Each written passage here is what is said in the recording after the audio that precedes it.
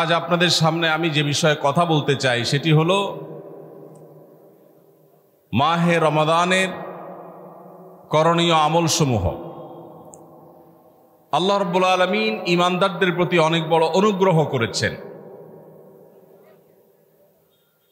বছরের 11 মাস একজন ঈমানদার জান্নাত প্রত্যাশী মানুষ জান্নাতের পথে এগিয়ে যাওয়ার জন্য যে পরিমাণ নেক আমল, যে পরিমাণ ইবাদত, যে পরিমাণ তাকওয়ার চর্চা করার কথা, শয়তানের প্ররোচনার কারণে, আমাদের ঈমানের দুর্বলতার কারণে, নানা কারণে সেটাতে আমরা পিছিয়ে থাকি। বছরের 11 মাস আমল এবং ইবাদতে আমাদের যে ঘাটতি হয়, আমরা যতটুকু পিছিয়ে থাকি, যতটুকু অভাব এবং শূন্যতা সৃষ্টি হয়, সারা বছরের আমল এবং ইবাদতের ঘাটতিকে পুষিয়ে নেওয়ার জন্য আল্লাহ রাব্বুল আলামিন দুটি বৃহৎ ইবাদতের মৌসুম দিয়েছেন আমাদেরকে। তার সবচেয়ে বড় মৌসুম আমাদের দোরগোড়ায় উপস্থিত, সেটি হলো রমজান মাস। আরেকটি ইবাদতের মৌসুম আছে বছরের, দ্বিতীয় বৃহত্তর ইবাদতের মৌসুম, যে সম্পর্কে আমাদের সমাজে খুব একটা জানাশোনাও নাই, সেটা হলো জিলহজের প্রথম 10 দিন, ইবাদতের আরেকটি মৌসুম। একজন ব্যবসায়ী যেরকম তার ব্যবসার লাভ লস পুষিয়ে নেওয়ার জন্য, অন্য সময়ের ঘাটতি পুষিয়ে নেওয়ার জন্য তাকে যেরকম কিছু সিজনকে কাজে লাগাতে হয়, তার যেরকম কিছু সিজন আছে, মৌসুম আছে, ঠিক একইভাবে একজন ঈমানদার মুসলমানের ইবাদতের ঘাটতি পোষাবার মৌসুমের নাম হলো রমজান মাস। প্রিয় ভাইয়েরা আমার, এই রমজান মাস পাওয়ার পরও যদি কেউ 11 মাসের ইবাদতের ঘাটতি পুষিয়ে নিতে না পারে, এই রমজান মাস পাওয়ার পরও যদি কেউ আল্লাহর কাছ থেকে নিজের মাগফিরাত আদায় করে নিতে না পারে, আমাদের নানা অপরাধ গুনাহ পাপাচারের কারণে হয়তো জাহান্নামীদের তালিকায় আমাদের নাম চলে গেছে, সেই নাম কাটাবার সবচেয়ে সুবর্ণ সুযোগ আমাদের দোরগোড়ায় উপস্থিত রমজান মাস। এই রমজান মাস পাওয়ার পরও যদি কোনো মুসলমান আল্লাহর কাছ থেকে তার নাম জাহান্নামীদের তালিকা থেকে কাটিয়ে জান্নাতীদের তালিকায় অন্তর্ভুক্ত করতে না পারে, তাহলে এর চাইতে হতভাগা, এর চাইতে দুর্ভাগা, এর চাইতে কপাল পড়া মুসলমান আর কেউ হতে পারে না। প্রিয় ভাইরা আমার, জীবনে আল্লাহ তাআলা আমাদেরকে অনেক রমজান মাস দিয়েছেন।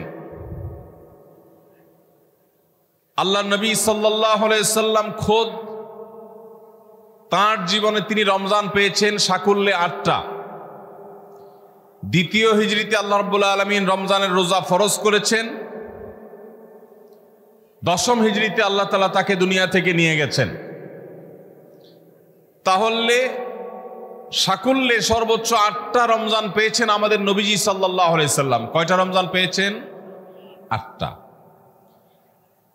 আজ গাবতলীর এই মাহফিলে আমরা যারা উপস্থিত আছি,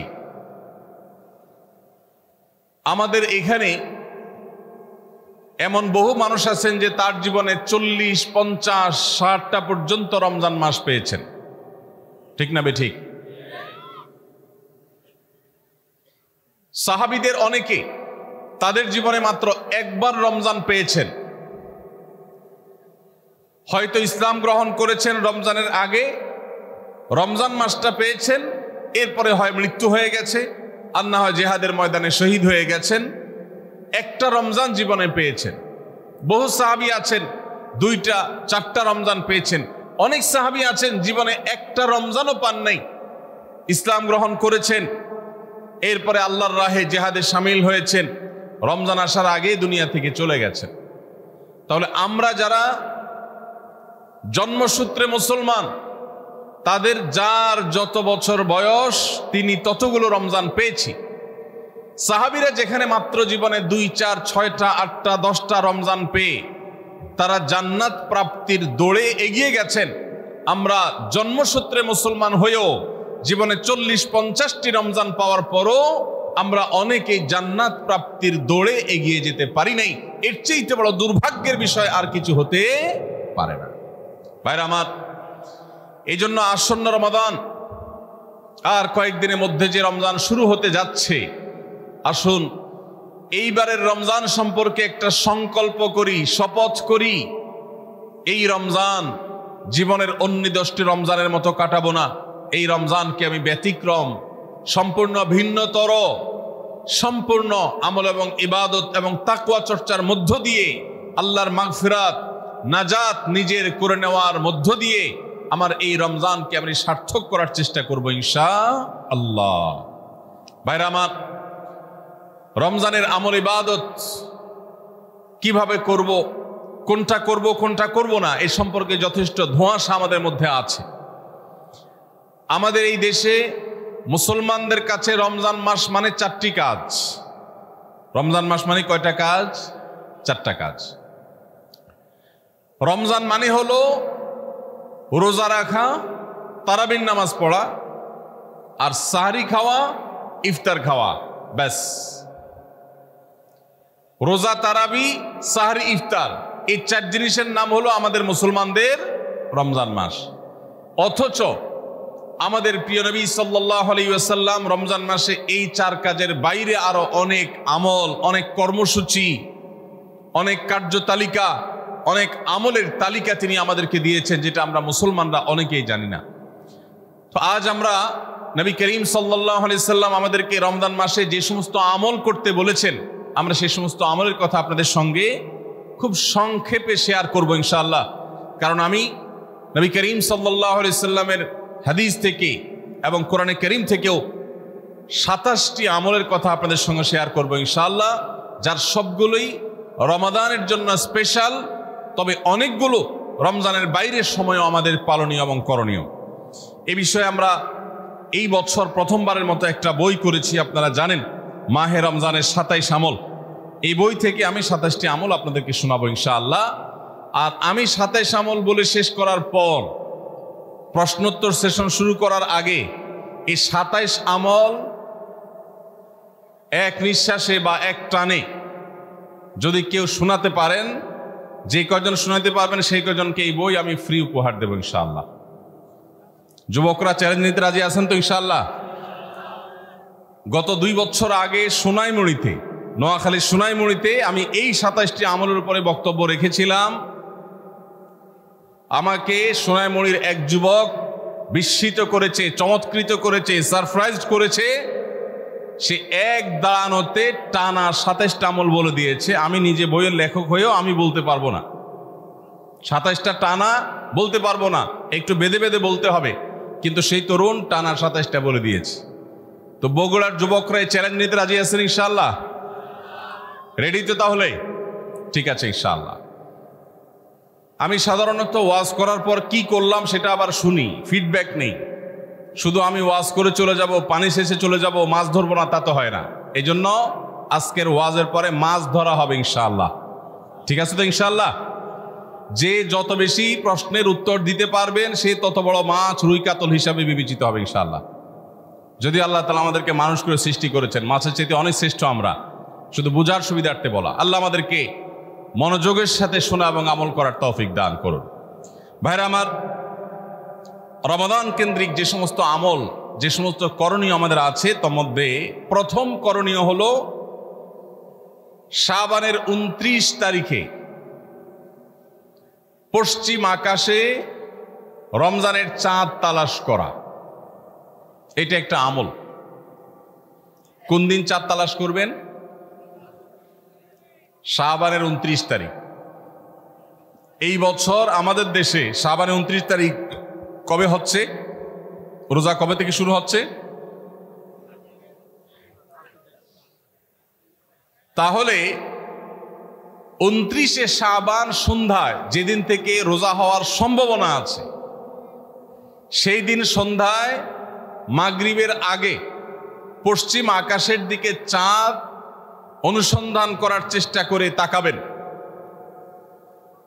পশ্চিম আকাশে চাঁদ অনুসন্ধান করার জন্য যদি চেষ্টা করেন, একটু খোঁজার চেষ্টা করেন, চাঁদ দেখতে যদি পান তো ভালো, এমনকি যদি চাঁদ দেখতে নাও পান, চাঁদ দেখার চেষ্টা যে করেছেন এর কারণে আপনার আমল নামাতে সওয়াব লেখা হবে, একটা সুন্নত আদায় করার সওয়াব।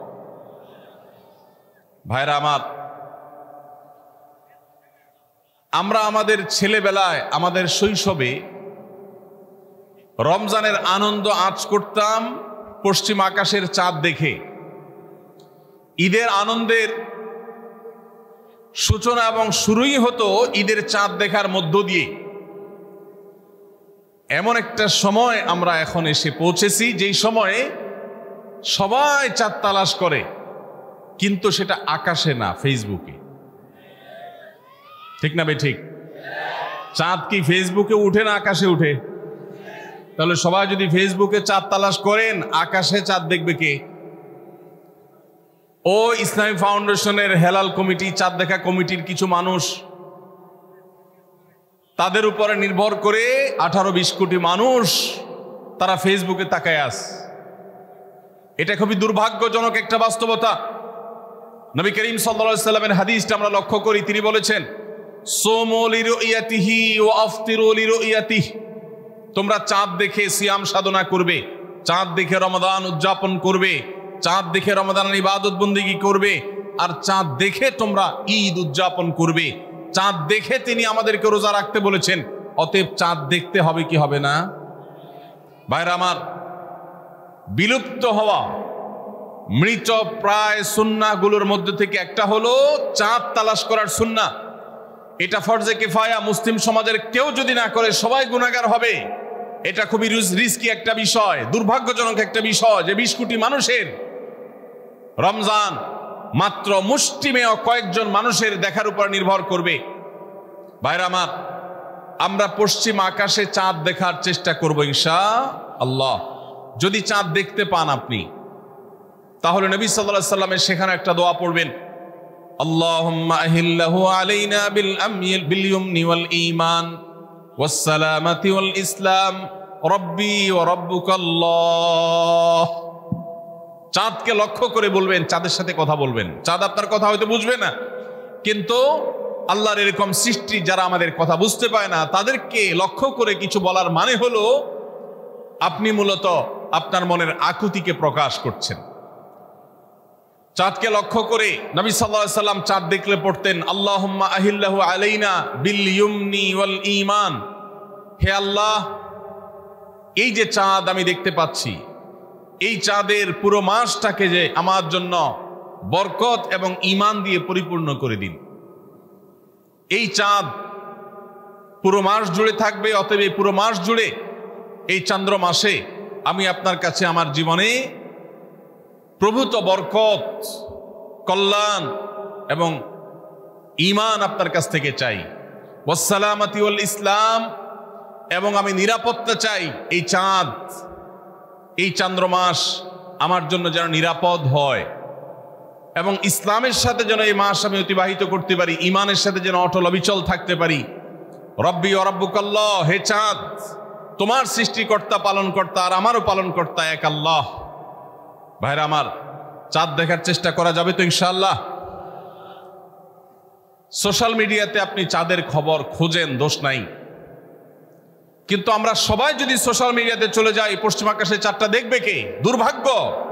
মসজিদ মাদ্রাসার ছাত্ররা, ওলামা একরাম, তারাও চাঁদ তালাশ করতে দেখা যায় খুবই কম, খুবই নগণ্য। আল্লাহ তাআলা আমাদের সবাইকে মৃত প্রায় সুন্নাহকে জিন্দা করার তৌফিক দান করুন। এই বছর 29শে রমাদান শুক্রবারে হবে না শনিবারে হবে? কে কে চাঁদ দেখবেন হাত তোলেন। আল্লাহ আমাদের সবাইকে চাঁদ দেখার তৌফিক দান করুন। মৃত সুন্নাহকে জিন্দা করার নিয়তে চাঁদ দেখবেন ইনশাআল্লাহ। আল্লাহ আমাদের সবাইকে আমল করার তৌফিক দান করুন। ভাইরা আমার, তাহলে রমজান কেন্দ্রিক প্রথম আমল পেয়ে গেলাম, প্রথম কর্মসূচি পেয়ে গেলাম, সেটা হলো শাবানের শেষ তারিখে পশ্চিম আকাশে চাঁদ তালাশ করবো ইনশাআল্লাহ। নাম্বার 2, রমজানের দ্বিতীয় আমল, যেটা রমজানের প্রধান আমল মূলত কি সেটা বলেন দেখি। রমজানের প্রধান আমল কি ভাই? রোজা রাখা। মাশাআল্লাহ, উত্তর সঠিক। রমজান মাসের প্রধান আমল হলো রোজা রাখা। রোজা রাখার চাইতে মাসের বড় কোনো আমল হতে পারে না। রোজা রাখা রমজানের সুন্নত না মুস্তাহাব? ফরজ। ফরজ মানে হলো আল্লাহর সেই নির্দেশ, যেই নির্দেশ লঙ্ঘন করলে জাহান্নামের শাস্তি অবধারিত, জাহান্নামের শাস্তি এড়ানো যাবে না, যে নির্দেশ মান্য করা আবশ্যক, এরকম একটি ফরজ। ইসলামের স্তম্ভ কয়টা ভাই? 5টা। নবী করিম সাল্লাল্লাহু আলাইহি সাল্লাম বলেছেন, বুনিয়াল ইসলামু আলা খামস, ইসলাম দাঁড়িয়ে আছে 5টি ফাউন্ডেশনের উপরে, 5টি খুঁটির উপরে, 5টি ভিত্তির উপরে। সেই 5টি ভিত্তির 1 নম্বর হলো শাহাদাতি আল্লাহ ইলাহা ইল্লাল্লাহ ওয়া আন্না মুহাম্মাদান রাসূলুল্লাহ, আল্লাহ ছাড়া ইবাদত এবং উপাসনার উপযুক্ত আর কেউ নাই, আর মুহাম্মদ সাল্লাল্লাহু আলাইহি সাল্লাম আল্লাহর পাঠানো রাসূল, এই কথার সাক্ষ্য মুখে দেওয়া, এটা হলো 1 নম্বর স্তম্ভ। স্তম্ভ নম্বর 2 5 ওয়াক্ত নামাজ আদায় করা। স্তম্ভ নম্বর 3 যাকাত আদায় করা, যাদেরকে আল্লাহ সামর্থ্য দিয়েছেন, সচ্ছলতা দিয়েছেন। স্তম্ভ নম্বর 4 হজ করা। স্তম্ভ নম্বর 5 রমজানের রোজা রাখা। তবে অনেক হাদিসে রমজানের রোজাকে 4 নম্বরে আর হজকে 5 নম্বরে রাখা হয়েছে। তাহলে রমজান মাসের রোজা রাখা এটা শুধু ফরজ না, মৌলিক ফরজ। নবী করিম সাল্লাল্লাহু আলাইহি সাল্লাম বলেছেন, যদি কেউ জীবনে একটি রোজাও শরিয়া গ্রাহ্য ওজর ছাড়া কেউ যদি ভঙ্গ করে, রোজা না রাখে, রমজানের পরে যদি সে সারা জীবনও রোজা রাখে, দায় মুক্ত হয়তো হয়ে যাবে, সে কাজা আদায় করেছে, কাফারা আদায় করেছে, দায় মুক্ত হয়তো হয়ে যাবে, কিন্তু রমজানের একটা রোজা রেখে আল্লাহর কাছে যে পরিমাণ মর্যাদার অধিকারী হওয়ার কথা, সারা জীবন রোজা রেখেও রমজানের ওই একটা রোজার ক্ষতিপূরণ করা সম্ভব নয়। এই জন্য সবাই রমজান মাসে ফরজ রোজা রাখবো তো ইনশাআল্লাহ। সকল প্রাপ্তবয়স্ক সুস্থ ইমানদারের জন্য রমজানের রোজা রাখা ফরজ।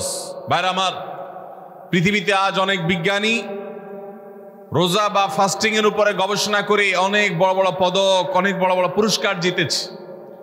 এখন ডাক্তাররাও আমাদেরকে বলে যে একটা সময় আমরা যেন ফাস্টিং করি, একটা সময় আমরা যেন না খেয়ে থাকি, এটা আমাদের স্বাস্থ্যের জন্য ভালো। নবী সাল্লাল্লাহু আলাইহি সাল্লাম সেই ১৫০০ বছর আগে আল্লাহর দেয়া বিধান আমাদেরকে জানিয়েছেন। রমজানে পুরো মাস রোজা, শাবানে মুহররমে বেশি বেশি নফল রোজা, সোমবার বৃহস্পতিবার সাপ্তাহিক রোজা, চাঁদের ১৩ ১৪ ১৫ আইয়ামে বীজের মাসিক রোজা। নিয়মিতভাবে এই রোজা, এই সিয়ামগুলো যদি পালন করি আমরা, তাহলে আল্লাহর সন্তুষ্টি এবং জান্নাত লাভ যেমন হবে, ঠিক একইভাবে আমরা দুনিয়াতে সুস্থ সবল থাকতে পারবো। আমাদের শরীরে অতিরিক্ত যে চর্বি তৈরি হয়, বিশেষ করে আজকের বিশ্ব বাস্তবতায়, এই চর্বিগুলোকে বার্ন করার জন্য রোজার কোনো বিকল্প নাই। যদিও চর্বি বার্নের উদ্দেশ্যে রোজা রাখলে সে রোজা রোজা নয়। আমাদের উদ্দেশ্য হবে আল্লাহর সন্তুষ্টি অর্জন, পাশাপাশি পার্থিব উপকারিতা এমনি পেয়ে যাব। আল্লাহ আমাদের সবাইকে রমজান রোজা রাখার তৌফিক দান করুন। ভাইরা আমার, নবী করিম সাল্লাল্লাহু আলাইহি ওয়াসাল্লাম তিনি বলেছেন, যে ব্যক্তি রমজানে ঈমান এবং ইখলাসের সাথে আল্লাহকে খুশি করবার জন্য রমজান রোজা রাখবে, আল্লাহ তার পূর্বের সমস্ত গুনাহ মাফ করে দিবেন। অনেক যুবক আছেন গ্যাস্ট্রিকের অজুহাতে, অনেকে আছেন প্লাস্টিকের অজুহাতে রোজা রাখেন না। কারো গ্যাস্ট্রিক, কারো প্লাস্টিক। সামান্য একটু রোজা রাখতে যে যুবক পারে না, সে নিজেকে মুসলিম দাবি করে কোন মুখে? মাত্র 12-14 ঘন্টা যে না খেয়ে থাকার মতো চ্যালেঞ্জ নিতে পারে না, সে আবার কিসের মুসলমান দাবি করে নিজেকে? এই জন্য ভাইরা সবাই রোজা রাখবো তো ইনশাআল্লাহ। বাসা বাড়িতে বাচ্চাদেরকে কৈশোর বয়স থেকে তাদেরকে রোজা রাখতে শেখাবেন। সাহাবায়ে কেরাম আশুরার রোজা পর্যন্ত বাচ্চাদেরকে রাখাতেন এবং তাদেরকে খেলনা দিয়ে ভোলাতেন, রোজা রাখতে তাদের সাহায্য করতেন। আজ এমন এক প্রজন্ম আমরা গড়ে তুলছি, যেই প্রজন্ম শুধু ভোগ শিখেছে, ত্যাগ শিখে নাই। বাচ্চা কাচ্চাদেরকে দেখবেন মা বাপ বড় বড় মোবাইল, স্মার্টফোন তাদের হাতে তুলে দিচ্ছেন। তারা মুখ দিয়ে কোনো কথা বললেই সেটা নেওয়ার জন্য, কেনার জন্য বাপ মা অস্থির ব্যাকুল হয়ে যাচ্ছেন। তাদেরকে সংগ্রাম, ত্যাগ, চ্যালেঞ্জ নেওয়া, এগুলো তাদেরকে শেখাচ্ছেন না। মনে রাখবেন, ভোগ করতে কোনো যোগ্যতার দরকার হয় না, ত্যাগ করতে যোগ্যতার দরকার হয়। ভোগ করতে সবাই পারে, ত্যাগ করতে সবাই পারে না। এই জন্য সন্তানকে ভোগ নয়, ত্যাগ শেখাতে হবে। আল্লাহ আমাদেরকে তৌফিক দান করুন। আপনার বাচ্চা যদি রোজা রাখা শিখে, শখ করে রোজা রাখে, তাকে বাধা দিবেন না, তাকে রোজা রাখতে দিবেন। কারণ সে রোজা রাখার মধ্য দিয়ে গরিব অভাব মানুষের কষ্ট অনুভব করবে, ফিল করবে। সে রোজা রাখার মধ্য দিয়ে আল্লাহর নৈকট্যের ফিলিংস তার মধ্যে আসবে, ইসলামী সংস্কৃতিকে সে অনুভব করবে, আঁচ করবে। এই জন্য সন্তানকে কৈশোর বয়স থেকেই, কিশোর বয়স থেকেই তাকে রোজা রাখতে সাহায্য করবেন ইনশাআল্লাহ। ঠিক আছে না ভাই? বাচ্চাদের প্রথম হয়তো রোজা অর্ধেক রাখবে, দুপুরে ভেঙে ফেলবে, এরপর না হয় বিকাল পর্যন্ত রাখবে, এরপর না হয় সন্ধ্যা পর্যন্ত রাখবে, কিন্তু অভ্যাস তাকে গড়ে তুলতে হবে। আল্লাহ আমাদেরকে তৌফিক দান করুন। ভাইরা আমার, তাহলে রমজানের প্রধান আমল রোজা রাখা। এই রোজা ইচ্ছাকৃত শরিয়া গ্রাহ্য ওজর ছাড়া ভাঙা জায়েজ নাই, হারাম। যদি কেউ ভাঙে অথবা না রাখে সে ফাসিক। অতএব এই রোজার চর্চা আমাদের করতে হবে। আল্লাহ আমাদের সবাইকে তৌফিক দান করুন। তাহলে 3 নম্বর আমল হলো রমজান মাসের, 2 নম্বর আমল হলো রমজান মাসে রোজা রাখা। 3 নম্বর আমল হলো রাতে তারাবির নামাজ আদায় করা। রাতে কি আদায় করা ভাই? তারাবির নামাজ আদায় করা কি ফরজ না নফল? ফরজ না সুন্নত? সুন্নত, সুন্নতে মুআক্কাদা। নবী করিম সাল্লাল্লাহু আলাইহি সাল্লাম বলেছেন, মান সামা মান কামা রমাদানা ঈমানান ওয়া ইহতিসাবা গুফিরা লাহু মা তাকাদ্দামা মিন যামবি। যে ব্যক্তি রমজান মাসে রাতে দাঁড়িয়ে তারাবির নামাজ পড়বে, তার পূর্বের সমস্ত গুনাহ খাতা মাফ করে দেওয়া হবে। এই জন্য তারাবির নামাজ পড়বো তো ইনশাআল্লাহ। তারাবির নামাজ 4G গতিতে হবে না 5G গতিতে? কি বলেন? 4G না 5G? ভাইরা আমার, কিছুতে গতি ভালো না, সব কিছুতে গতি ভালো না। নেটের গতি যত বেশি হয় তত ভালো, কিন্তু নামাজের গতি, ইবাদত, সিজদার গতি, তারাবির গতি যত কম হয়, যত ধীরে ধীরে হয়, যত শান্তশিষ্টভাবে হয়, তত আল্লাহর কাছে বেশি মর্যাদাবান হয়। অতএব মহল্লার হাফেজ সাহেবদেরকে তাড়াতাড়ি নামাজ শেষ করার জন্য দৌড়ের উপর রাখবেন। ক্রিকেট খেলা আছে হুজুর, আজকে একটু খেয়াল রাখেন, বলবেন। ভাইরা আমার, আমরা তারাবির নামাজের কথা যখন স্মৃতিতে, কল্পনায় আমরা ভাবি, তখন আমাদের স্মৃতিতে তুফান মিল মার্কা একটা নামাজ ভেসে উঠে। ঠিক না বে ঠিক? 5 ওয়াক্ত নামাজ এত তাড়াহুড়া করা হয় না তারাবি যত। অথচ তারাবি এটা তারবিহার এর বহু বচন, আরবি শব্দ, যার অর্থ হলো আরামের সাথে, ধীরস্থিরতার সাথে, রেস্ট করে করে যে নামাজ আদায় করা হয় তার নাম তারাবি। নাম হলো আরামের সাথে করা, আর আমরা করি ব্যারামের সাথে, তাড়াহুড়ো করে। এই জন্য এলাকা এলাকা তারাবি ধীরে ধীরে পড়ার জন্য উদ্যোগ নেবেন তো ইনশাআল্লাহ। ইমাম সাহেবদেরকে, হাফেজ সাহেবদেরকে উদ্বুদ্ধ করবেন, ভাই হুলস্থুল করবেন না, কি পড়েন কিচ্ছু বুঝি না, এমন টান দেন শেষে যায় শুধু আলামুন তালামুন, আর এটা শুনে মনে করেন যে এখন স্টপ হয়েছে, এখন রুকুতে যাইতে হবে। এই নামাজ কি নামাজ? এটা তামাশা। ভাইরা আমার, স্পিডে তারাবি না পড়ে যদি একটু ধীরে তারাবি পড়া হয়, সর্বোচ্চ 15 থেকে 20 মিনিটের ডিফারেন্স হবে, এর বেশি না। মাত্র 15 মিনিটের জন্য আপনার পুরো নামাজকে আপনি বরবাদ করছেন। দেশের বেশিরভাগ মসজিদগুলোতে তুফান মিল মার্কা তারাবি পড়া হয়। এই তারাবি আল্লাহর কাছে কতটা গ্রহণযোগ্য হবে, এটা যথেষ্ট প্রশ্নবিদ্ধ বিষয়। আল্লাহ তাআলা আমাদের সবাইকে ধীরস্থিরতার সাথে খুব শান্তভাবে তারাবির নামাজ আদায় করার তৌফিক দান করুন। চেষ্টা করা যাবে না ইনশাআল্লাহ? ভাইরা আমার, আল্লাহ রাব্বুল আলামিন নামাজের ক্ষেত্রে হুলস্থুলতা পছন্দ করেন না। যার নামাজ যত বেশি সময় নিয়ে আদায় করেন তিনি আল্লাহর কাছে তত শ্রেষ্ঠ, তত ভালো নামাজি। আর যার নামাজে যত হুলস্থুল করা হয় তার নামাজের কোয়ালিটি, মর্যাদা আল্লাহর কাছে তত কম। অতএব আমরা রমজানের 3য় আমল জানলাম তারাবির নামাজ, এবং সেটা ধীরস্থিরতার সাথে আদায় করবো। আল্লাহ আমাদের তৌফিক দান করুন। নাম্বার 4, সাহারি খাওয়া। সাহারি খাওয়া এটা রমজানের একটা আমল। আপনি সারা বছর লাঞ্চ করেন, ডিনার করেন, দুপুরের খানা খান, রাতের খানা খান, সকালে ব্রেকফাস্ট নাস্তা করেন, কিন্তু এর কোনোটা ইবাদত হয় না, এর কারণে আপনি সওয়াব পাবেন না। কিন্তু রমজান মাসে ভোর রাতে ঘুম থেকে উঠে যে আপনি খাবার খাবেন, এই খাবার খাওয়ার জন্য যে উঠলেন এবং খাইলেন, এর কারণে আপনার অ্যাকাউন্টে আপনার আমলনামা আল্লাহ তাআলা সওয়াব জমা করে দিবেন। আপনি রিওয়ার্ড পাবেন, বিনিময় পাবেন। কেন? কারণ নবী করিম সাল্লাল্লাহু আলাইহি সাল্লাম বলেছেন, তাসাহহারু ফাইন্না ফিস সাহুরি বারাকাহ। তোমরা সাহারির খাবার খাবে ভোর রাতে, রোজার মাসে রোজা রাখতে গিয়ে সাহারির খাবার খাবে কেন? কারণ সাহারির যে খানা, এই খানাতে আল্লাহ তাআলা বরকত রেখেছেন। এই খানা খাইলে তার জন্য আমাদের স্পিরিচুয়াল, আধ্যাত্মিক বিভিন্ন রকমের উপকারিতা আল্লাহ তাআলা এর মধ্যে নিহিত রেখেছেন। এর মধ্যে খাদ্য শক্তি আছে, আমাদের এনার্জি হবে শরীরে, রোজা রাখতে সহজ হবে। এর পাশাপাশি সাহারির খাবারে আলাদা একটা বরকত আছে, শেফা, বহুবিধ উপকারিতা আমাদের শরীরের, আমাদের মনের জন্য আল্লাহ তাআলা রেখেছেন। এই জন্য সাহারি খাওয়াটা আলাদা একটা ইবাদত। যদি আপনার সন্ধ্যা রাত্রে বেশি খাওয়া হয়ে যায়, সাহারিতে খানা খাওয়ার মতো মুড না থাকে, অন্তত এক ঢোক পানি, একটা খেজুর, সামান্য কিছু খেয়ে হলেও আপনি সাহারি খাবেন এবং তাতে আপনি সওয়াব পাবেন। কোনো কারণে যদি সাহারি খেতে না পারেন, রাতে উঠতে পারেন নাই, অ্যালার্ম বাজছে কিন্তু শুনেন নাই, উঠে দেখেন ফজরের আজান হয়ে গেছে, তাহলে ওই দিনের রোজা কি হবে নাকি হবে না? হবে। মাশাআল্লাহ, বগুড়া মানুষ মাসালা জানে, দেখা যায় রোজা হয়ে যাবে ইনশাআল্লাহ। কারণ এই সাহারি খাওয়াটা ফরজও না, ওয়াজিবও না, এটা সুন্নত। সুন্নত ছুটে গেলে ইবাদত হয় না, ব্যাপারটা সেরকম না। 5 নম্বর আমল হলো, সাহারি তো খাবো ঠিক আছে, কিন্তু সেটা শেষ সময়ে খাওয়া, দেরিতে খাওয়া। সাহারি কি আগে খাবেন না শেষের দিকে খাবেন? শেষের দিকে। কেন? কারণ নবী করিম সাল্লাল্লাহু আলাইহি সাল্লাম বলেছেন, লা ইয়াজালুন নাসু বিখাইরিন মা আজ্জাল ফুতুর ওয়া আখারুস সাহুর।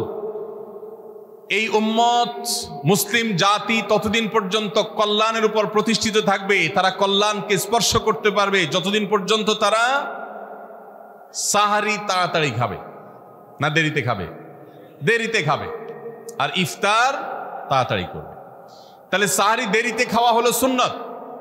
আমাদের দেশে গ্রামে অনেক মুরব্বীরা এখনো আছেন, রাত 12টা, 1টা, 2টা বাজে সাহারি খেয়ে শুয়ে থাকেন। তারা চিন্তা করেন পরে খাইতে গেলে আবার বর্ডার ক্রস হয়ে যায় কিনা, সীমা লঙ্ঘন হয়ে যায় কিনা, রিস্ক নেওয়ার দরকার কি, এই জন্য 12টার সময় খেয়ে রাখি।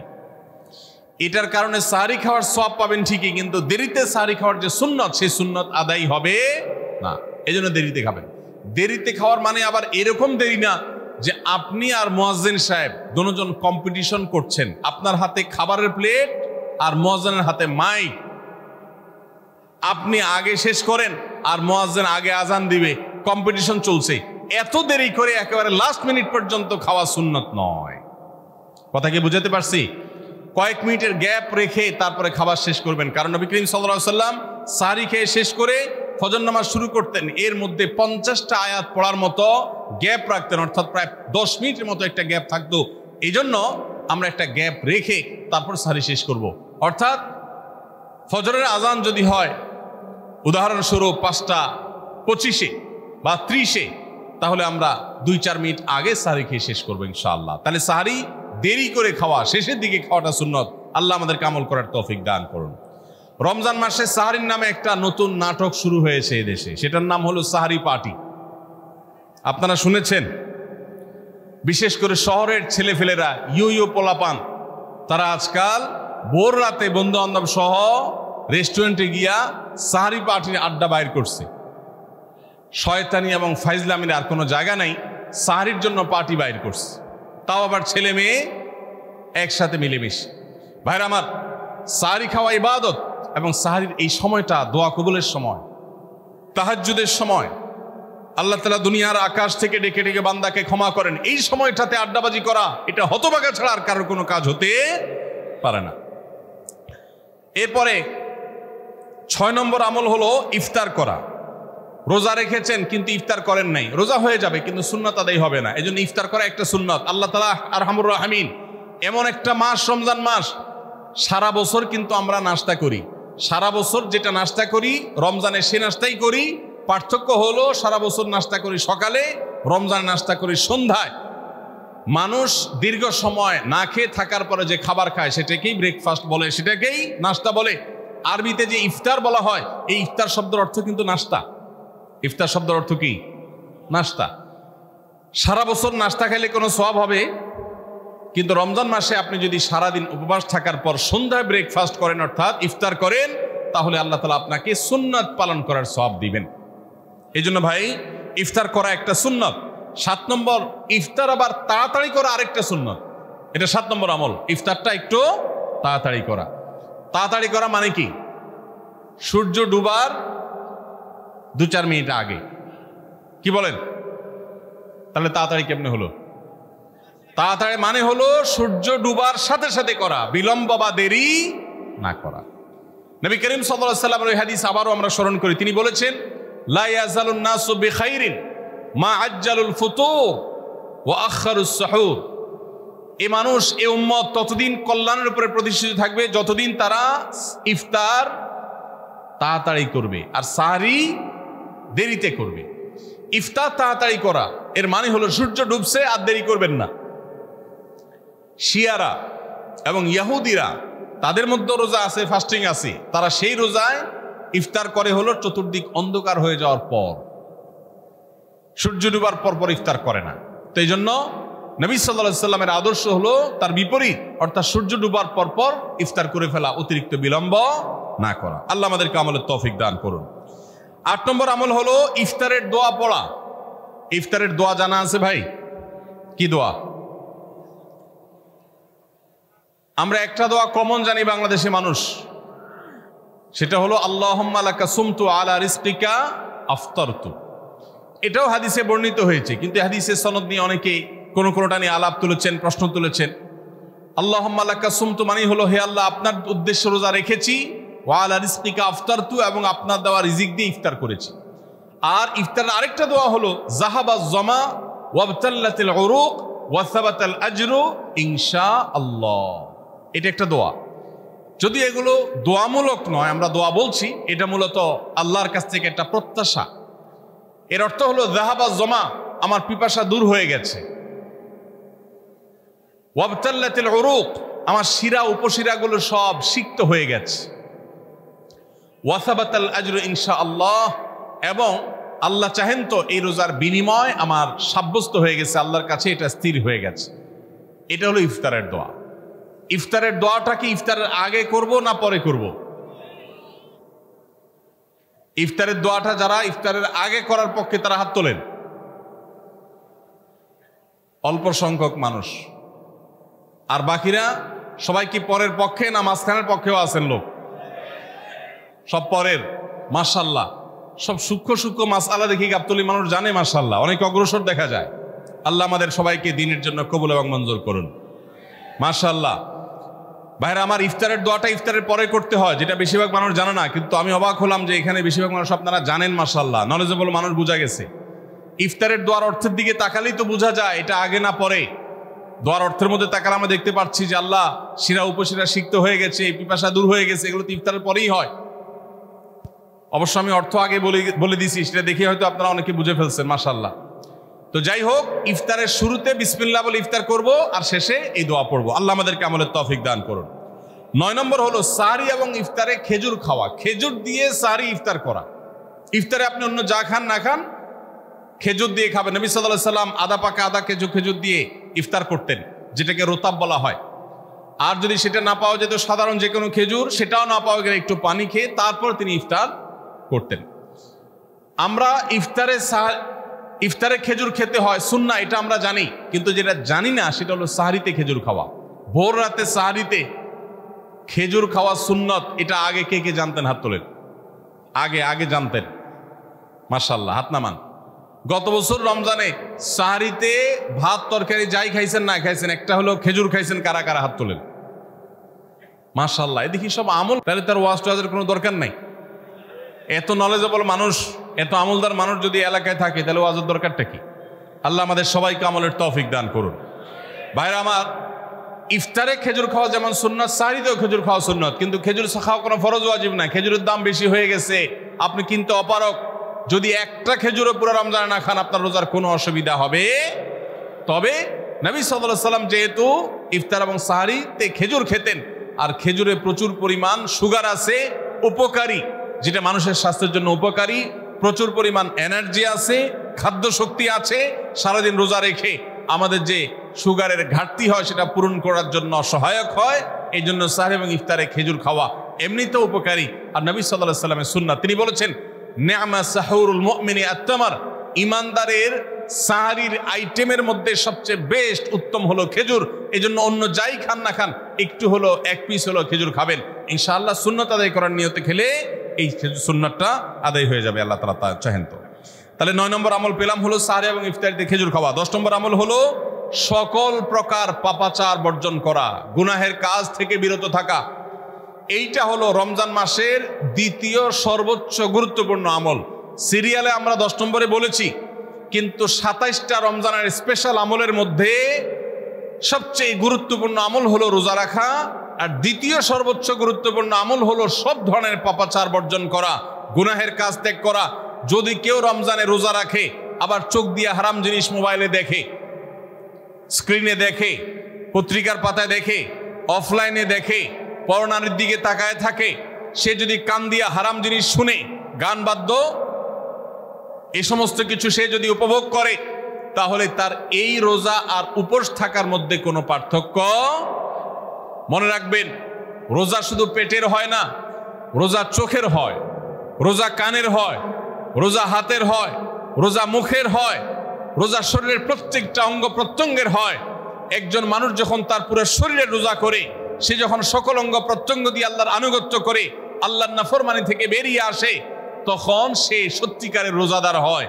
আর যে শুধুমাত্র দিনের বেলায় পানাহার বর্জন করে, যৌনাচার বর্জন করে, আর সমস্ত পাপাচার অপকর্ম সে যথারীতি অন্য সময়ের মতো রমজান মাসেও করে, এই রোজাদার পেটের রোজা রেখেছে কিন্তু তার শরীরের অন্য অন্য অঙ্গ প্রত্যঙ্গগুলো আল্লাহর কথা শুনে নাই, সো সেগুলো কিন্তু রোজা রাখে নাই। এই রোজা আল্লাহর কাছে মাকবুল এবং গ্রহণযোগ্য রোজা হতে পারে না। অতএব আমরা রমজান মাসে সব ধরনের গুনাহের কাজ বর্জন করবো তো ইনশাআল্লাহ। প্রিয় ভাইরা আমার, রোজা কিন্তু আমাদের সাথে কথা বলে। রোজার ভাষা আমরা অনেকে জানি না, কি বলে সেটা অনেকে বুঝি না, কিন্তু রোজা আমাদের সাথে কথা বলে। কি কথা?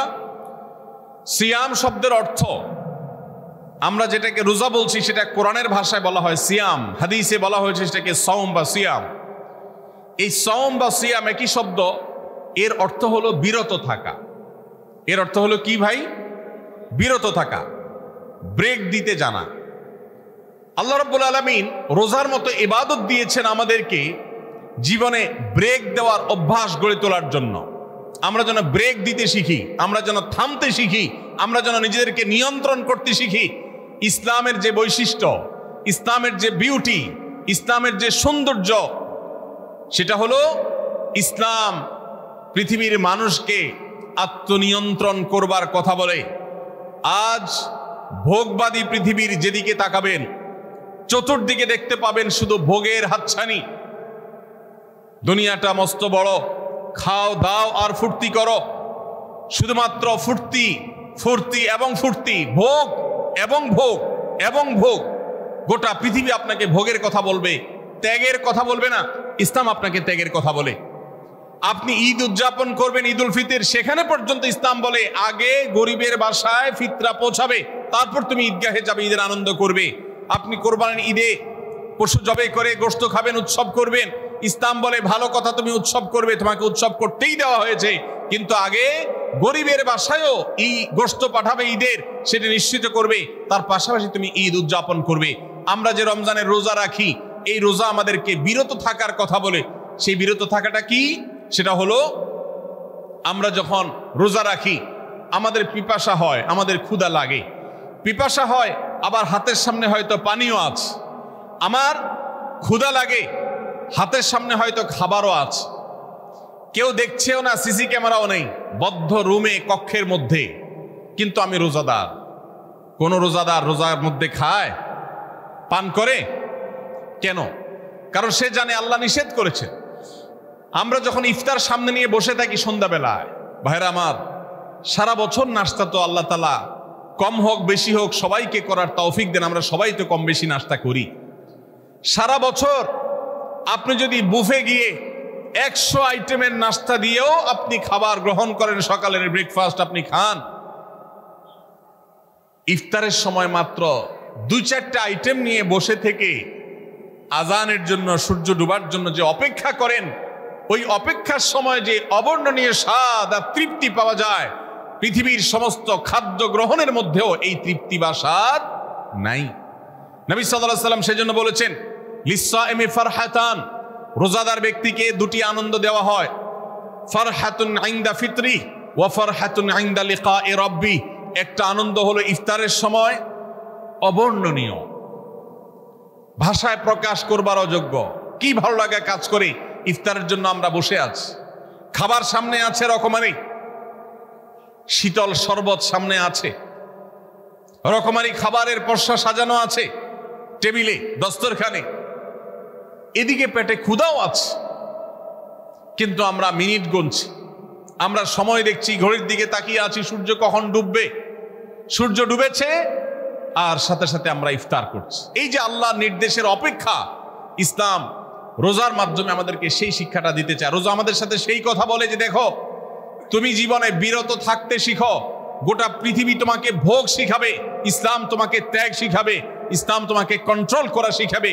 আমাদের তরুণদের চরিত্রকে নষ্ট করবার জন্য, তাদেরকে নানাভাবে উস্কানি দেওয়ার জন্য, বিনোদনের নামে, নিউজের নামে, বিজ্ঞাপনের নামে, বিভিন্ন নামে অশ্লীল নানা দৃশ্য, খোলামেলা দৃশ্য তাদের সামনে দেখানো হয়, ভোগের আহ্বান করা হয়।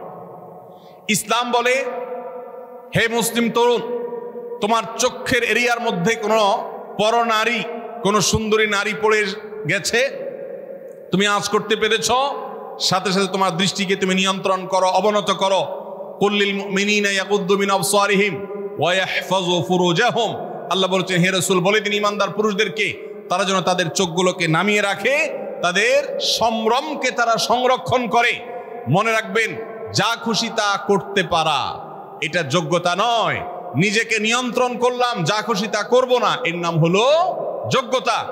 ডায়রিয়ার রোগী ডাইরেক্ট হয়ে যায়, যা খুশি যে করে, নিজের মন যেদিকে তাকে নাচায় সেদিকে নাচে, এই লোকটা অসুস্থ মানুষের মতো। আর মুসলিম যুবক, মুসলমান মানুষ, নারী পুরুষ, সে নিজেকে নিয়ন্ত্রণ করে। আল্লাহ এটা হারাম করেছেন, আমার মন চায়, চাইলেই আমি সেটা নিতে পারি, কিন্তু আমি নেব না। আমি একটা জিনিস ধরতে পারি, আল্লাহ হারাম করেছেন, সেজন্য আমি ধরবো না। এই শিক্ষাটা রমজান আমাদেরকে দেয়। অতএব রমজানের সবচেয়ে গুরুত্বপূর্ণ আমল হলো এই 10 নম্বর আমল, সেটা হলো পাপাচার বর্জন করা। নবী সাল্লাল্লাহু আলাইহি সাল্লাম বলেছেন, যে ব্যক্তি রমজানে রোজা রাখলো আর পাপাচার বর্জন করলো না, তাহলে এই রোজা রাখার উপোস থাকার ভিতরে কোনো পার্থক্য নাই। আল্লাহ আমাদের সবাইকে রমজান মাসে রোজা থেকে সকল হারাম, সকল নাজায়েজ কাজ, সকল গুনাহের কাজ ছাড়ার তৌফিক দান করুন, বলুন আমিন। ভাইরা আমার, 11 নম্বর আমল হলো অধিক পরিমাণ দোয়া করা। রমজান মাসে রোজা রেখে আমরা বেশি বেশি দোয়া করব। চলতে ফিরতে, উঠতে বসতে দোয়া করতে পারেন। আমাদের মায়েরা অনেকে শুনছেন আমাকে, রমজান মাসে আপনি গৃহস্থলী কাজ করছেন, রান্নাবাড়া করছেন, ঘর ঝাড়ু দিচ্ছেন, আর মনে মনে আল্লাহর সাথে কথা বলেন। দোয়া মানে আল্লাহর সাথে কথোপকথন। আল্লাহ, আপনি আমাকে মাফ করে দেন, আমার বাবাকে মাকে মাফ করে দেন, সন্তানগুলোকে হেদায়েত দান করেন, চোখের পানি ফেলেন। নিয়মতান্ত্রিক দোয়া, বসে বসে হাত তুলে দোয়া করবেন কেবলামুখী হয়ে। আবার চলতে ফিরতে, উঠতে বসতে, এমনকি ওযু নাই সে অবস্থায় দোয়া করবেন। নবী সাল্লাল্লাহু আলাইহি সাল্লাম বলেছেন, 3 ব্যক্তির দোয়া ফিরিয়ে দেওয়া হয় না। কয় ব্যক্তির দোয়া? সালাসুন লা তুরাদ্দু দাওয়াতুহুম। 3 শ্রেণী মানুষের দোয়া ফিরিয়ে দেওয়া হয় না। এর ভিতরে এক শ্রেণী হলেন মাজলুম, কারোর জুলুমের শিকার হয়েছে। এই ব্যক্তি জালেমের বিরুদ্ধে যে তার মনের আকুতি থাকে, বদদোয়া থাকে, আল্লাহ সুবহানাহু ওয়া তাআলা এটা ফিরিয়ে দেন না। এই জন্য পৃথিবীর ইতিহাসের কোন জালিম আপনি দেখাতে পারবেন না যেই জালিমকে আল্লাহ ছেড়ে দিয়েছেন, আল্লাহ ছাড় দিয়েছেন কিন্তু চূড়ান্ত ভাবে ছেড়ে দিয়েছেন, এমন কোন জালিম আপনি দেখাতে পারবেন না। এই জন্য ভাই, কখনো কোন অবস্থাতে কারো প্রতি আমরা জুলুম করব না। আল্লাহ আমাদেরকে সেটা মানার তৌফিক দান করুন। তাহলে 3 ব্যক্তির দোয়া কবুল হয়, ফেরত দেওয়া হয় না। তার ভিতরে একজন হলো মাজলুম, যার প্রতি আপনি জুলুম করেছেন, সে আপনার বিরুদ্ধে যে বদদোয়া করে, এটা লাগবেই লাগবে, আজ হোক আর 2 দিন পরে হোক। নাম্বার 2, মুসাফির, যে ব্যক্তি সফরে আছে, সফররত অবস্থায় সে যদি দোয়া করে, সেই দোয়া আল্লাহ তাআলা কবুল করেন। 3 নম্বর হলো রোজাদার ব্যক্তি, আসসাইম হাত্তা ইফতির। রোজাদার ব্যক্তি সারাদিন ভর রোজা করলে, ইফতার রাগ পর্যন্ত, সারাদিন দোয়া করলে ইফতার রাগ পর্যন্ত তার দোয়া কবুল হয়। এই জন্য রোজা রেখে আমরা বেশি বেশি আল্লাহর কাছে দোয়া করবো ইনশাআল্লাহ।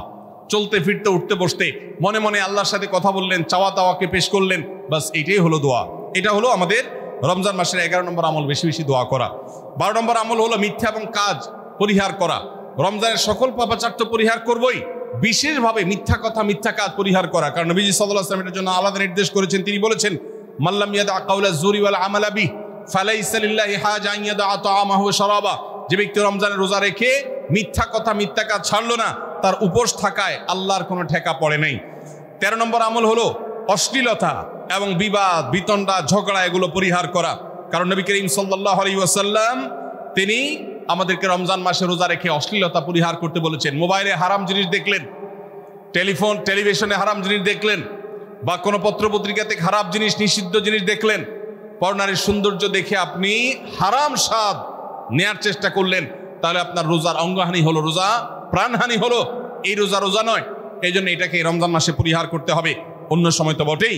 এবং সেই সাথে কেউ যদি আপনার সাথে ঝগড়া করতে আসে, নবীজি শিখাই দিয়েছেন ফালিয়াকুল ইন্নী সায়েম, কেউ রোজা রাখা অবস্থায় ঝগড়া করতে আসলে বলবেন ভাই আমি রোজাদার, আমি তোমার ঝগড়ার জবাব দিতে পারবো না। তাহলে ঝগড়া পরিহার করার জন্য রমজান মাসে আমরা এক্সারসাইজ করবো। 14 নম্বর, যে কোনো ভালো কাজ, যে কোনো নেকামল রমজান মাসে বেশি বেশি করবেন। কেন? কারণ রমজানের শুরুতে একজন ঘোষক বলে ইয়া বাগিয়াল খায়রি আকবিল, হে ভালো কাজ প্রত্যাশী, যে ভালো কাজ করতে চাও, রমজান মাসটাই হলো ভালো কাজের সওয়াব বেশি পাওয়ার। অতএব এই মাসে ভালো কাজ করে, নেকামল করে, ইবাদত করে, কোরআন তেলাওয়াত, জিকির, আজকার যত রকম আছে এগুলো করে জান্নাতের পথে অগ্রসর হয়ে যাও। 16 নম্বর আমল হলো রোজাদারকে ইফতার করানো, অর্থাৎ নিজে ইফতার করার পাশাপাশি অন্য কোন রোজাদারকে ইফতার করাইলে আল্লাহ তাআলা ওই রোজাদার যে পরিমাণ সওয়াব পাবেন আপনাকেও সেই পরিমাণ সওয়াব দিবেন ইনশাআল্লাহ। 17 নম্বর আমল হলো বেশি বেশি কোরআনে কারীমের তেলাওয়াত করা। রমজান মাসে আল্লাহ তাআলা আমাদের সবাইকে, 15 নম্বর বাদ গেছে, মাশাআল্লাহ এত মনোযোগ সহকারে কথা বলছে এবং নোট করছে দেখা যাচ্ছে, তাহলে আমরা আবার পেছনে যাচ্ছি ইনশাআল্লাহ। 15 নম্বর আমল হলো বেশি বেশি ইস্তেগফার করা। বেশি বেশি কি করা? ইস্তেগফার করা, অর্থাৎ ক্ষমা প্রার্থনা করা। কেন ক্ষমা প্রার্থনা বেশি করবেন? কারণ নবী করিম সাল্লাল্লাহু আলাইহি সাল্লাম বলেছেন ওয়ালিল্লাহি উতাকাউ মিনান নার ওয়া যালিকা ফি কুল্লি লাইলা, রমজানের প্রত্যেক রাতে আল্লাহ তাআলা বহু মানুষকে জাহান্নাম থেকে মুক্ত ঘোষণা করেন। ভাইরা আমার, আমাদের পাপাচারের কারণে জাহান্নামীদের তালিকা নাম উঠে থাকলেও রমজানে আল্লাহ বহু মানুষকে ঠিক দেন যে এই লোককে জান্নাতি ঘোষণা করা হলো, জাহান্নাম থেকে মুক্ত ঘোষণা করা হলো। এই জন্য এই মাসে আল্লাহর কাছে বেশি বেশি মাফ চাইতে হয়, ইস্তেগফার করতে হয়, চোখের পানি ফেলে দোয়া করতে হয় যে আল্লাহ আপনি মাগফিরাত নসিব করেন। এটা হলো 15 নম্বর আমল। 16 নম্বর আমল হলো রোজাদারকে ইফতার করানো। নিজে ইফতার করবেন, পাশাপাশি রোজাদার ব্যক্তিকেও ইফতার করাবেন। নবী সাল্লাল্লাহু আলাইহি সাল্লাম বলেছেন যদি কোনো ব্যক্তি কোনো রোজাদারকে ইফতার করায়, তাহলে যেই ব্যক্তি তাকে ইফতার করালেন তার রোজার সওয়াব তো সে পাবেই, আপনি ইফতার করায়া সমপরিমাণ সওয়াব লাভ করবেন ইনশাআল্লাহ। অতএব মসজিদে ইফতার দেওয়ার ব্যবস্থা করা যেতে পারে, রাস্তাঘাটে, বিশেষ করে পাবলিক পরিবহনে, এমনকি প্রাইভেট গাড়িতেও সন্ধ্যার সময়, ইফতারের সময় অনেক সময় খাবার থাকে না, তখন আপনি রাস্তায় দাঁড়িয়ে যদি সামান্য একটু খেজুর, সামান্য একটু পানি বিতরণ করতে পারেন তাহলে সওয়াবটা পাওয়া যেতে পারে। আপনার বাসায় আশেপাশে অনেক অভাবী মানুষ আছে, তাদের বাসায় আপনি ইফতার পৌঁছে দিতে পারেন, এর মাধ্যমে রোজাদারকে ইফতার করানোর সওয়াব পেতে পারেন। 17 নম্বর আমল হলো বেশি বেশি কোরআনে কারীমের তেলাওয়াত করা। কোরআনে কারীমের তেলাওয়াত রমজান মাসে বেশি বেশি করব। কেন? কারণ হলো এই মাসটাই হলো কোরআন নাজিলের মাস। আল্লাহ তাআলা রমজান মাসে কোরআন নাজিল করেছেন। আল্লাহ বলেছেন শাহরু রমাদান আল্লাযী উনজিলা ফীহিল কুরআন হুদাল লিন-নাস ওয়া বায়িনাতিন মিনাল হুদা ওয়াল ফুরকান। রমজান মাস এমন মাস যে মাসে আল্লাহ তাআলা কোরআন নাজিল করেছেন, এই জন্য এই মাসে বেশি বেশি কোরআন তেলাওয়াত করতে হবে। নবী করিম সাল্লাল্লাহু আলাইহি সাল্লাম বেশি বেশি রমজান মাসে কোরআন তেলাওয়াত করতেন। আমাদের পূর্বসূরি সালাফগণ কেউ কেউ রমজান মাসে অন্য সব আমল কমিয়ে দিয়ে কোরআন তেলাওয়াতটা সবচেয়ে বেশি করতেন। এই জন্য দিনে এবং রাতে বেশি বেশি করে কোরআন শুদ্ধতার সাথে, সৌন্দর্যের সাথে তেলাওয়াত করব, অর্থ সহকারে বুঝে পড়ার চেষ্টাও পাশাপাশি করবো ইনশাআল্লাহ। 18 নম্বর আমল হলো কোরআন পরস্পরকে শোনাশুনি করা, বুঝে পড়া। অর্থাৎ আপনি কোরআন তেলাওয়াত করবেন, আপনার স্ত্রী শুনবে, আপনার মা শুনবে, আপনার বোন শুনবে, আবার তারা তেলাওয়াত করবে, আপনি শুনবেন। আমরা তারাবির নামাজে এক পক্ষীয় তেলাওয়াত শুনি, হাফেজ সাহেব তেলাওয়াত করেন, আমরা শুনি, কিন্তু আমরা তেলাওয়াত করে আরেকজন শুনবে, এটা হয় না। নবী সাল্লাল্লাহু আলাইহি সাল্লাম রমজান মাস আসলে জিবরিল ফেরেশতার সাথে কোরআন শোনাশুনি করতেন। জিবরিল তেলাওয়াত করতেন, নবীজি শুনতেন, আবার আমাদের নবীজি তেলাওয়াত করতেন, জিবরিল শুনতেন। এটা সুন্নাত। এই সুন্নাতটা বিলুপ্ত হয়ে গেছে, এটা নিয়ে চর্চা নাই। এই জন্য আমরা এটা বাসা বাড়িতে নতুন করে জিন্দা করব। আল্লাহ আমাদেরকে তৌফিক দান করুন। 19 নম্বর আমল হলো দান সাদাকা বেশি বেশি করা। নবীজি সাল্লাল্লাহু আলাইহি সাল্লাম এমনিতেই প্রচুর পরিমাণ দান করতেন, কিন্তু রমজান আসলে তার দানশীলতার পরিমাণ আরো বেড়ে যেত। এই জন্য অভাবী, প্রতিবেশী, গরিব, দুঃখী সবার ঘরে ঘরে আমরা আমাদের সাধ্য অনুযায়ী দান পৌঁছানোর চেষ্টা করব রমজান উপলক্ষে। এটা রমজানের 19 নম্বর স্পেশাল আমল, বিশেষ আমল। 20 নম্বর রমজানের কর্মসূচি হলো ভোর রাতে দোয়া করা। কারণ সারা বছর ভোর রাতে তাহাজ্জুদের নামাজ পড়া বা দোয়া করার সুযোগ আমাদের হয় না, কিন্তু রমজানের সাহরি খেতে তো এমনি উঠেন, অতএব এই টাইমে দোয়া কবুল হয়। 24 ঘন্টার ভিতরে দোয়া কবুলের সবচেয়ে মোক্ষম সুযোগ সবচেয়ে আদর্শ সময় হলো এই তাহাজ্জুদের সময়টা। ভাইরা আমার, ঢাকার একটি বড় কোম্পানি, বাংলাদেশের সবচেয়ে বড় শিল্প প্রতিষ্ঠান বললে ভুল হয়তো হবে না, অন্তত এটুকু বলা যায় যে প্রথম ৩-৪টি বড় প্রতিষ্ঠানের একটি। এরকম একটা প্রতিষ্ঠানের একজন কর্মকর্তা বছর ২-৩ আগে আমার সাথে হঠাৎ দেখা। তিনি আমাকে দেখে বেশ আবেগ আপ্লুত হলেন এবং অনেকটা জড়িয়ে ধরলেন এবং বললেন, ভাই, আপনার একটি আলোচনা থেকে আমার জীবনের ভিতরে এমন এক পরিবর্তন আসছে যেটা অকল্পনীয়, অভাবনীয়। তো আমি একটু কৌতূহল হয়ে জানতে চাইলাম কোনটা সেটা। তখন তিনি বললেন, ভাই, আমার জীবনে এমন একটা রোগ হয়েছে, যেই রোগ ট্রিটমেন্ট করার জন্য দেশে বিদেশে বিভিন্ন জায়গায় গিয়েছি, কোনো চিকিৎসা এর আমি পাই নাই। শেষ পর্যন্ত আশাহত হয়ে চাকরি ছেড়ে দিয়ে, শহর ছেড়ে দিয়ে গ্রামে গিয়ে বসবাস করা শুরু করছি এবং মৃত্যুর জন্য অপেক্ষা করছি। এর মধ্যে আপনার একটা আলোচনার ক্লিপ আমার চোখের সামনে আসলো সোশ্যাল মিডিয়াতে, ওটা শুনলাম। সে আলোচনাটা ছিল আল্লাহর কাছ থেকে অসাধ্য সাধন করার সময় হলো ভোর রাত, তাহাজ্জুদের সময়। আমি এই আলোচনা পুরোটা শোনার পর ওই রাতেই আমি ঘুম থেকে উঠে ভোর রাতে তাহাজ্জুদ পড়ে আল্লাহর কাছে বুক ভাসিয়ে মন ভরে কাঁদলাম, দোয়া করলাম। ওই ভাই বললেন যে আমি এত দোয়া করলাম, দোয়া করতে করতে দীর্ঘ সময় আমি পরিতৃপ্ত হলাম, আমার দোয়া শেষ হয়ে গেল। এরপর দোয়া করে শেষ করার পর ফজর নামাজের সময় হয়ে গেছে, আমার ফিল হলো, অনুভব হলো যে আমার শরীরে আর কোনো রোগবালাই এখন মনে হয় নাই। এবং তিনি গত 2 দিন আগেও তার সাথে আমি দেখা করলাম ঢাকায়, গতকালকে দেখা করলাম, 2 দিন আগে না, মাত্র 1 দিন আগে দেখা করলাম। তিনি এখন সুস্থ সবল হয়ে আবার তার চাকরিতে ফিরে গিয়ে স্বপদে সমহিমায় আছেন। তিনি এক সহকর্মীকে ডেকে আমার সামনে বলছেন, এই তোমরা বলো তো, আমি আগে শারীরিকভাবে বেশি ফিট ছিলাম নাকি এখন বেশি ফিট? তখন তার সহকর্মী আমার সামনে বলছে, স্যার, আপনি আগে অনেক বেশি রাগারাগি করতেন, আপনি হট মেজাজি ছিলেন, অনেক বেশি অসুস্থ হয়ে যেতেন কিছু হলেই, কিন্তু এখন আপনি সে আগের সময়ের তুলনায় অনেক বেশি সুস্থ এবং ফিট। তিনি বললেন, ভাই, ভোর রাতের দোয়ার প্রভাব এত বেশি, তাহাজ্জুদের সময়ের দোয়া এত গুরুত্বপূর্ণ যে এই এক দোয়া আমার জীবনকে আমূল পরিবর্তন করে দিয়েছে। এই জন্য ভাইরা, রমজান মাসে বিশেষ করে যখন তাহাজ্জুদের সময় সাহারি খেতে যখন উঠবেন, সাহারি খাওয়ার পর 10টা মিনিট সময় হাতে রাখেন, বা সাহারি খাওয়ার আগে 10টা মিনিট আগে উঠে উজু করে 2 রাকাত 4 রাকাত নামাজ পড়ে, বা নামাজ পড়ার সময় না থাকলে অন্তত কেবলামুখী হয়ে 2টা হাত তুলে আল্লাহর কাছে একটু চান।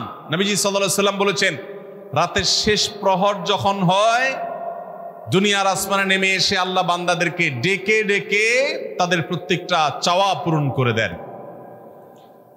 এই জন্য ভাইরা, রমজান মাসে সাহরির সময় দোয়া কবুল হয়। রমজান উপলক্ষে বিশেষ করে এই আমলটা, সাহরির সময় আমলটা, আমরা দোয়া করার আমলটা করতে পারি। তাহলে 20 নম্বর আমল হলো তাহাজ্জুদের নামাজ এবং ভোর রাতের দোয়া। এটা অন্য সময় করা যায়, কিন্তু রমজানের সুযোগটা বেশি আসে, সেজন্য এটাকে রমজানের স্পেশাল আমল হিসেবে আমরা উল্লেখ করলাম। আল্লাহ আমাদেরকে সবাইকে তৌফিক দান করুন। সাহরি খেতে উঠলে একটু দোয়া করবো তো ইনশাআল্লাহ, 2-4 মিনিটের জন্য হলে দোয়া করব, একাকী নির্জনে আল্লাহর কাছে কেবলামুখী হয়ে। এর চেয়ে বড় দুর্ভাগ্যের বিষয় কি আছে যে আল্লাহ চাওয়ার জন্য ডাকছেন আর আমি অবহেলা করে বসে আছি। ভাইরা আমার, 5 ওয়াক্ত নামাজের জন্য মুয়াজ্জিন আপনাকে ডাকে, কিন্তু ভোর রাতে দোয়া কবুলের জন্য স্বয়ং আল্লাহ আপনাকে ডাকেন। অতএব সাহরি খেতে উঠলে ভোর রাতে সাহরির সময় একটু দোয়া করবো তো ইনশাআল্লাহ। 21 নম্বর আমল, উমরা করা। যাদেরকে আল্লাহ তৌফিক দিয়েছেন তারা রমজানে উমরা করবেন, কারণ নবী করিম সাল্লাল্লাহু আলাইহি ওয়াসাল্লাম বলেছেন, উমরাতুন ফি রমাদান তা'দিলু হাজ্জা। রমজানে কেউ উমরা করলে একটা হজের সওয়াব পায়। কোন কোন হাদিসে আসছে তা'দিলু হাজ্জাতাম মাই, নবীজির সাথে হজের সওয়াব পাওয়া যায় রমজানে উমরা করলে। আল্লাহ আমাদেরকে যখন তৌফিক দিবে আমরা তখন সেটা করবো ইনশাআল্লাহ। ঠিক আছে না? নিয়ত করেন, দোয়া করেন, আল্লাহ একসময় তৌফিক অবশ্যই দিবেন। 22 নম্বর আমল হলো রমজানের শেষ 10 দিন মসজিদে ইতিকাফ করা। গুরুত্বপূর্ণ একটা পয়েন্ট, মসজিদে ইতিকাফ করা। খুব মনোযোগ দিয়ে শুনি। রাসূল করিম সাল্লাল্লাহু আলাইহি সাল্লাম রমজানের রোজা ফরজ হওয়ার পর থেকে নিয়ে তার মৃত্যু পর্যন্ত একটি বছরের জন্য রমজানের শেষ দশক মসজিদে ইতিকাফ করা ছাড়া ছিলেন না। একবার তিনি মসজিদে ইতিকাফে বসেছেন, কিন্তু ইমার্জেন্সি একটা কাজে মসজিদ থেকে তাকে বের হতে হয়েছে।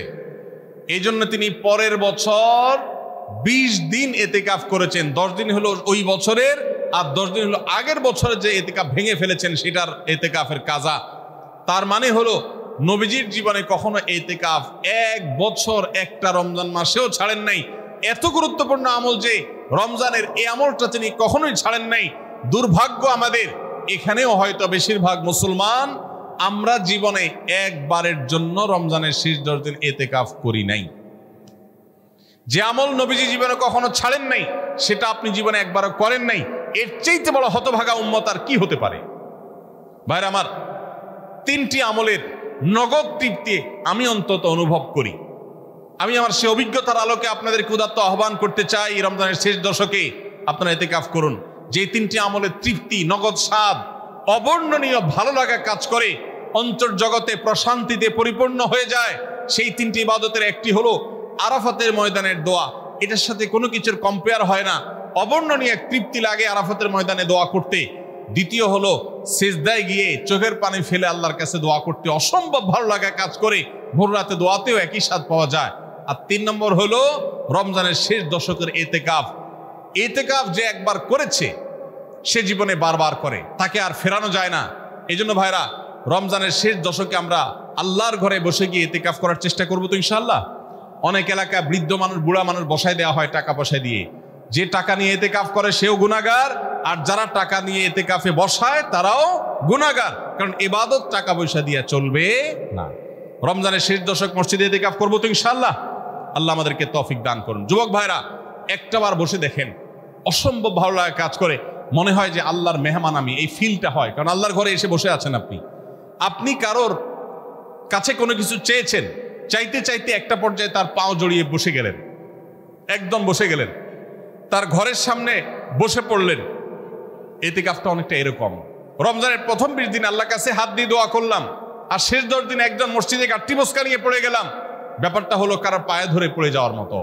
আশা করা যায় ইতিকাফকারীকে আল্লাহ তাআলা ক্ষমা না করে মসজিদ থেকে ফেরাবেন না। এই জন্য ইতিকাফ করার চেষ্টা করবো তো ইনশাআল্লাহ। আমরা ব্যস্ততার অজুহাত দেই। ভাইরা আমার, যে কোনো মুহূর্তে দুনিয়া থেকে চলে যেতে হতে পারে। এই জন্য এই রমজানে প্ল্যান করেন, যত ব্যস্ত হন না কেন। আমি তো আমার সমস্ত ব্যস্ততাকে এক পাশে ঠেলে রেখে আল্লাহ আমাকে যখন থেকে তৌফিক দিয়েছেন, রমজানের শেষ দশক ইতিকাফ ছাড়া বাইরে থাকবো এটা চিন্তাও করি না। এই জন্য যুবক ভাইদেরকে বলবো, প্রত্যেকটা মহল্লাতে 2 জন 5 জন 10 জন করে যুবকরা বসেন, কোরআনের গ্রুপ স্টাডি করেন, কোরআনের পাঠচক্র করেন, নিজেরা কোরআন হাদিসের আলোচনা করেন, রোনাজারি এবং দোয়া করেন। 10টা দিন আল্লাহর সাথে কানেক্টেড হওয়ার চেষ্টা করেন। 12 মাস ইবাদত, দাওয়াতের কাজ, ইসলামের কাজ করবেন, ইনশাআল্লাহ সেখানে বরকত পাবেন। রমজানের শেষ দশকে ইতিকাফ করবেন তো ইনশাআল্লাহ। আল্লাহ আমাদের সবাইকে তৌফিক দান করুন। 23 নম্বর আমল হলো শেষ দশকে ইবাদতের মাত্রা বাড়িয়ে দেওয়া। আমরা উল্টাটা করি। আমাদের দেশে রমজানের প্রথম দশকে মসজিদ ফুল হয়ে, বারান্দা ফুল হয়ে, রাস্তায়ও মুসল্লি দাঁড়ায়। আর 10 রমজান চলে গেলে 20 রমজান পর্যন্ত বাহিরের মুসল্লি কমতে কমতে বারান্দার মুসল্লি কমে ভিতরে চলে আসে। আর শেষ 10 দিনে আসলে, ঈদের দিনগুলো যখন কাছে আসে, তখন 5 ওয়াক্ত নামাজের ওই নিয়মিত মুসল্লি ছাড়া বাকিগুলো সব উদাও হয়ে যায়। নবী সাল্লাল্লাহু আলাইহি সাল্লাম কি করতেন? তার উল্টাটা। আমাদের আয়েশা বলেছেন, কানা ইয়াজিতাহিদু ফীহি মা লা ইয়াজিতাহিদু ফী গায়রি। আমাদের নবীজি সাল্লাল্লাহু আলাইহি সাল্লাম রমজানের শেষ দশকে ইবাদতের জন্য যত কষ্ট করতেন, যত সাধনা করতেন, অন্য কোন সময় ইবাদতের জন্য এত সাধনা করতেন না। অথচ আমরা দেখা যায় শেষ দশক অবহেলা কাটাই। এই জন্য ভাইরা, শেষ দশকে ইবাদতের পরিমাণ আরো বাড়িয়ে দিতে হবে, আমলের পরিমাণ বাড়িয়ে দিতে হবে। এটাই আল্লাহ তাআলার নির্দেশনা, সেটাই রমজানের শেষ দশকের আমল। 24 নম্বর আমল হলো শেষ দশকে পরিবারকে ঘুম থেকে ডেকে তোলা। এটা আলাদা সুন্নাহ। নবী সাল্লাল্লাহু আলাইহি সাল্লাম রমজানের শেষ দশক হলে কানা ইযা দাখালাল আশর আহইয়া লাইলা ওয়া আইকাযা আহলা। তিনি পরিবারকে ঘুম থেকে ডেকে তুলতেন এবং স্ত্রী সঙ্গ ত্যাগ করতেন। শেষ দশক কোমর বেঁধে ইবাদত করতেন। এটা 24 নম্বর আমল। তাহলে শেষ দশক পরিবারকে ঘুম থেকে রেখে তোলা। নবীজি অন্য কোনো সময় ঘুম থেকে ইবাদতের জন্য ডাকতেন না, নফল নামাজ যার ইচ্ছা সে পড়বে, ইচ্ছা পড়বে না। কিন্তু শেষ দশক এত বড় অফার, এত বড় সুযোগ, কারণ লাইলাতুল কদর শেষ দশকে আছে, এই জন্য এই দশকে ইবাদতের জন্য পরিবারকে তিনি ডেকে তুলতেন। তারা শুয়ে থাকুক, তিনি এটা সহ্য করতেন না। এই জন্য 24 নম্বর আমল হলো রমজানের শেষ দশকে পরিবারকে ঘুম থেকে ডেকে তোলা এবং স্ত্রী সঙ্গ ত্যাগ করা শেষ দশকের জন্য। 25 নম্বর আমল হলো লাইলাতুল কদর অনুসন্ধান করা। রমজানের শেষ দশকের প্রত্যেকটা রাতে কিন্তু শবে কদর হতে পারে, বিশেষ করে বেজোড় রাতে 21, 23, 25, 27, 29 এই রাতগুলোতে লাইলাতুল কদর হওয়ার সম্ভাবনা অনেক জোরালো। সৌদি আরবের মানুষ তাদের বেজোড় রাতে তালাশ করবে, আমরা আমাদের বেজোড় রাতে তালাশ করব ইনশাআল্লাহ। নবীজি সাল্লাল্লাহু আলাইহি ওয়াসাল্লাম বলেছেন যে তাহাররাউ লাইলাতুল কদর ফিল বিত্রি মিনাল আশরিল আওয়াখির মিন রমাদান, রমজানের শেষ দশকের বেজোড় রাতগুলোতে তোমরা শবে কদর হতে পারে সে আশা বেশি বেশি করে ইবাদত বন্দেগী করো। লাইলাতুল কদরের ইবাদতকে আল্লাহ বলেছেন লাইলাতুল কদরে খায়রুম মিন আলফি শাহর, 1000 মাস, 1000 মাস ইবাদত করলে যে সওয়াব পাওয়া যাবে, লাইলাতুল কদরের এক রাতের ইবাদতের সওয়াব তার চাইতে বেশি হবে। সেই রাত কোনটা আল্লাহ নির্দিষ্ট করেন নাই, এজন্য শেষ দশকের প্রত্যেকটা রাতেই ইবাদত করার চেষ্টা করা, স্পেশালি বেজোড় রাতগুলোতে।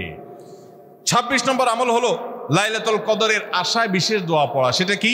আল্লাহুম্মা ইন্নাকা আফুউন তুহিব্বুল আফওয়া ফাআফু আন্নী, আল্লাহ আপনি ক্ষমাশীল, আপনি ক্ষমাকে ভালোবাসেন, তুমি আমাদেরকে ক্ষমা করে দিন। এটা রমজানের শেষ দশকের প্রত্যেক রাতেই পড়বেন। যে রাতটা একটু শান্ত শিষ্ট, একটু শীতল, একটু বৃষ্টিভাব, একটু লাইলাতুল কদরের আবহাওয়া বোঝা যায়, সেই রাতকে লাইলাতুল কদর আশা করে প্রত্যাশা করে বেশি বেশি দোয়া পড়বেন, আল্লাহুম্মা ইন্নাকা আফুউন তুহিব্বুল আফওয়া ফাআফু আন্নী। তাহলে 26 নম্বর আমল হলো লাইলাতুল কদরের দোয়া পড়া। আর 27 নম্বর সর্বশেষ আমল হলো ফিতরা আদায় করা। অর্থাৎ রমজান মাসের রোজাতে যদি ভুল ত্রুটি হয়, এটা রিফাইন্ডের কাজ হয়ে যায়, রিফ্রেশমেন্টের কাজ হয়ে যায় ফিতরার মাধ্যমে।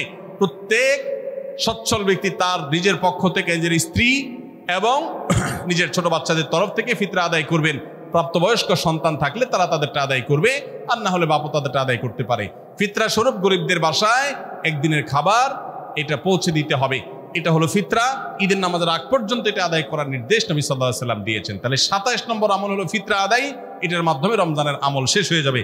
আমি আবার এক নজরে 27টি আমল আপনাদেরকে বলে দিচ্ছি। নাম্বার 1 চাঁদ দেখা, নাম্বার 2 রোজা রাখা, নাম্বার 3 তারাবির নামাজ আদায় করা, নাম্বার 4 সাহরি খাওয়া, 5 নম্বর আমল হলো শেষ সময় সাহরি খাওয়া, 6 নম্বর আমল হলো ইফতার করা, 7 নম্বর আমল হলো তাড়াতাড়ি ইফতার করা, এবং 8 নম্বর আমল হলো ইফতারের দোয়া পড়া, 9 নম্বর আমল হলো সাহরি এবং ইফতারে খেজুর খাওয়া, 10 নম্বর আমল হলো রমজান মাসের সকল গুনাহ বর্জন করা, 11 নম্বর আমল হলো বেশি বেশি দোয়া করা, 12 নম্বর আমল হলো মিথ্যা কথা এবং কাজ পরিহার করা, 13 নম্বর আমল হলো অশ্লীলতা এবং ঝগড়া বিবাদ রমজানের রোজা রেখে না করা, 14 নম্বর আমল হলো ভালো কাজের পরিমাণ এই মাসে বাড়ায় দেওয়া, 15 নম্বর আমল হলো বেশি বেশি আল্লাহর কাছে ক্ষমা চাওয়া, কারণ এই মাসে আল্লাহ বেশি ক্ষমা করেন মানুষকে, 16 নম্বর আমল হলো অন্য রোজাদারকে ইফতার করানো, তাদের বাসায় ইফতার পাঠানো, আর 17 নম্বর আমল হলো বেশি বেশি কোরআন তেলাওয়াত করা, 18 নম্বর আমল হলো কোরআন নিজে পড়ে আরেকজনকে শোনানো, আবার তার তেলাওয়াত নিজে বসে শোনাশুনি করা, 19 নম্বর আমল হলো দান সাদেকা করা,